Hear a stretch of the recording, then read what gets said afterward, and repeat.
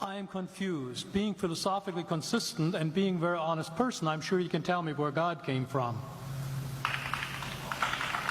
And in addition, once you've told me where God comes from, please try to clarify how you can figure that a spiritual force can have an impact on a material universe to create it.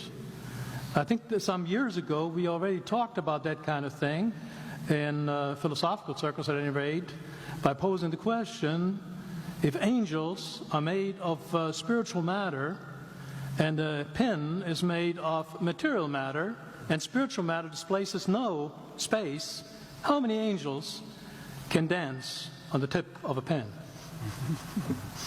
I have a sense of sort of reversal experience here, but please do, go ahead. You got 5 minutes. Now, I just want to know which question. That's all right. You may take the rest of the minutes. We're supposed to do one question at a time. Which one would you like?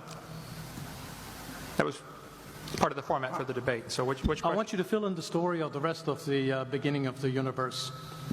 God, spiritual matter, impact on material matter. Okay. So 2 questions. All right. Go ahead. All right, your question, where did God come from, assumes that you're thinking of the wrong, obviously it displays that you're thinking of the wrong God, because the God of the Bible is not affected by time, space, or matter. If he's affected by time, space, or matter, he's not God. Time, space, and matter is what we call a continuum. All of them have to come into existence at the same instant, because if there were matter but no space, where would you put it? If there were matter and space but no time, when would you put it? You cannot have time, space, or matter independently. They have to come into existence simultaneously. The Bible answers that in 10 words. In the beginning, there's time.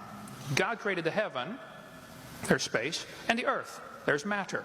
So you have time, space, matter created, a trinity of trinities there. Just, time is past, present, future. Space has length, width, height. Matter has solid, liquid, gas. You have a trinity of trinities created instantaneously. And the God who created them has to be outside of them.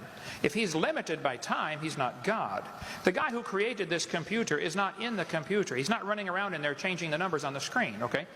The God who created this universe is outside of the universe. He's above it, beyond it, in it, through it. He's unaffected by it. So the concept that a spiritual force cannot have any effect on a material body, well then I guess you'd have to explain to me things like emotions and love and hatred and envy and jealousy and rationality. I mean, if your brain is just a random collection of chemicals that form by chance over billions of years, how on earth can you trust your own reasoning processes and the thoughts that you think? Okay, so your question, where did God come from, is assuming a limited God. And that's your problem. The God that I worship is not limited by time, space, or matter. If I could fit the infinite God in my 3-pound brain, he would not be worth worshiping, that's for certain. So that's the God that I worship. Thank you.